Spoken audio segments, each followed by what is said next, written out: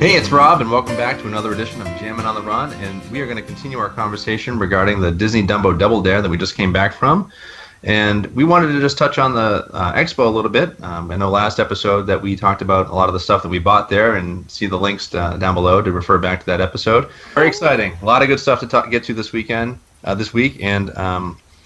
let's start off with the expo. Megan, so what were your first impressions of the expo going from a Walt Disney World vet to Disneyland? Now, you've done Disneyland races before. They're much smaller. So the expos are minuscule, just like, not to throw the reference in there, but, Sleeping Beauty's castle is a little smaller in comparison to Disney World as well. So if you look at it, the size of it, where you get your information, where you pick up your bibs, it's in two different locations, but we did not have, there was no one there. And I think that is probably because we came in on Thursday, and I think this race is run by a lot of local people that come in just right before their race. Mm-hmm. So it's crowded at all. I know for others it got crowded later in the weekend, but for us it was empty, easy to maneuver around, and that way I didn't spend as much money, I guess. It wasn't as big. So that's a good point, because if you're used to Walt Disney World races, it's kind of the opposite, because everybody's traveling in usually the day of or the day before the expos, so they can kind of get a jump on, because it does take up such a huge chunk of your vacation time, whereas this race is very local. It's a lot of last-minute people showing up, so that I think that's a good point. I definitely noticed that aspect too. Also, I noticed, the first thing that struck me was you don't have to take a bus. It's right there. But if you do require a ride, even though if you are in a surrounding property that could be walkable but you don't want to do it, they do run shuttles, right? Mm-hmm. I think there's a bus pass or something, a shuttle pass you need to purchase from wherever you're staying to be able to do that. But we were close enough within walking distance to easily access like 10 the... minutes. Yeah, you got to think about the amount of hotels in that one small area. There's a lot. So regardless of where you're staying, you're probably within walking distance of the expo, which is just huge.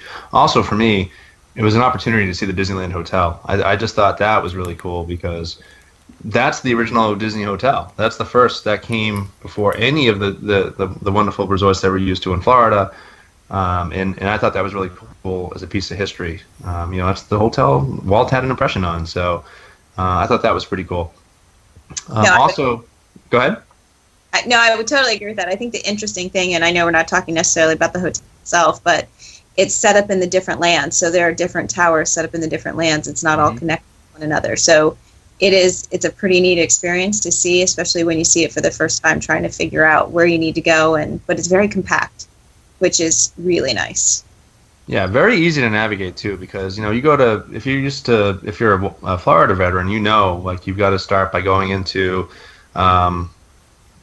is it the Jostin Center? Which is which? The Jostin Center, I think, is where you go to get your number originally. Yeah, and then it's the field house that you get your numbers, your biz, and then the Jostin. Yeah. So you have to go to the field house. You got to go downstairs, find your number, and then you got to make your way back upstairs to go over to the field house, go back downstairs, and that's where all your merchandise is. And you got to pick up your shirts and your pins, and it can be very confusing and overwhelming for people. This was nice. This was really easy. You walked in, it was your number, you looped around, and it was everything else. It was just very straight. There was no navigating stairs or going up and down levels. It was a nice retreat from what we were used to. And I think that really set the tone for the rest of the weekend too. And that's just, I think, cannot be said enough. The Disneyland race, I think, far exceeded my expectations. The way it was run, just the way it's set up, it works. And I think, I'm only speaking for myself here, but it's my new favorite race weekend. This is one that I thought would be a one and done, and will clearly be a repeat for me at some point. Yes. And I think the expo really set that tone, and I think that's where it began for me. You're absolutely right. I came into this thinking, one and done. Like when I did Tink in May, I even knew that I was gonna have a fantastic time, but I was not gonna want to come back. But it's just. Even, I'm getting ahead of myself, but even during the half, we were having so much fun that we had to stop and do commentary and shoot a video talking about the excellent time we were having. But I'm jumping ahead. I'm sorry. Go ahead. Well, we're going to be repetitive, I think, because for me, it brought out a lot in me I wasn't expecting. I was just very passionate about this whole weekend. Yeah. It was just great start to finish. There was so many good things about this weekend. And because I've been to Disneyland before. We've all been to Disneyland before, right? I mean, this wasn't all of our first time being there. But for some reason, this weekend was when I really first was able to slow down and just kind of take it all in and really see it differently. And it's a park in an area that you really need to devote some time to.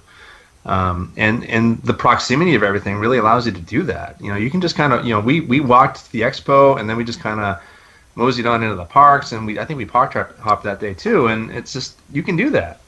So I think that's an underlining theme that you're going to be seeing over the next few weeks, is that this is a great venue for not just the parks but for the race, and for runDisney. It's a huge home run in my book. And in the expo, like I said, I don't usually get crazy about the expos.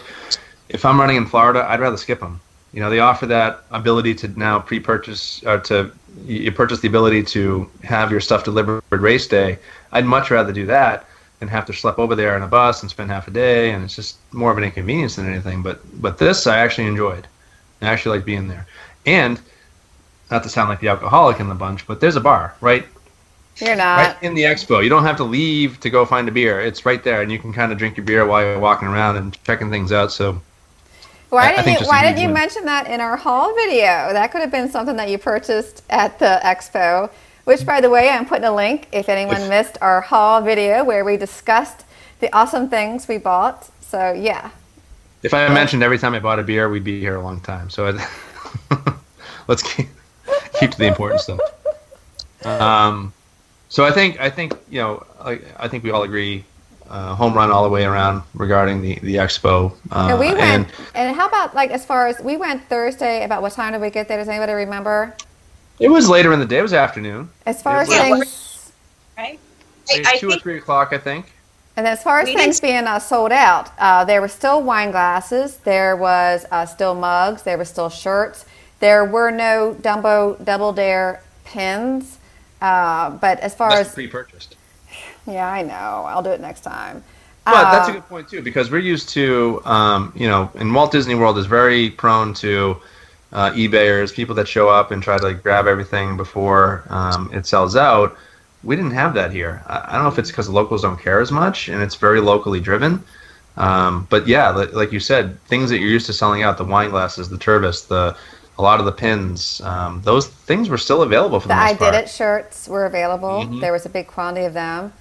So. And like I said, you could still purchase those after the fact at ESPN Zone, which was different. That you would never see that in Florida, not that I noticed.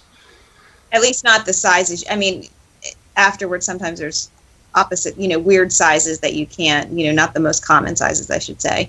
But I think the one thing is, because of the proximity, we didn't spend an inordinate amount of time at the expo. Like if I think back to marathon weekend or, some of the other weekends, you were there for a good portion of the day, whereas we were there just a short amount of time because it was smaller, and then we were able to we went right to the park. So I think that also helped. My haul, as Laura mentioned with the video we just previously did, was much less, but I took stock before I went to say, no, I'm not going to go look at this. I'm not going to do that because I really don't need anything else. So I think we'll end it here. What did you think of the expo? What did you think of the race weekend in general? We want to hear those comments. Reach out to us. We read those comments right here, and respond to them, answer your questions. And, if you like us, give us the thumbs up, subscribe to our YouTube channel. You can find us at Facebook. You can find us on Instagram, Pinterest, all those great social media outlets, and also joyfulmiles.com. We'll have 100 blogs over the next couple of weeks talking about everything about you're going to be sick of Disneyland by the time we're done with you. Lots of good stuff, and I'm really excited, and I can't wait to be able to do this again. So until next time, I think we'll just all say goodbye. Have a joyful day. Thanks for watching. Day. Jackie, sing us a tune. Joyful Miles! Woo!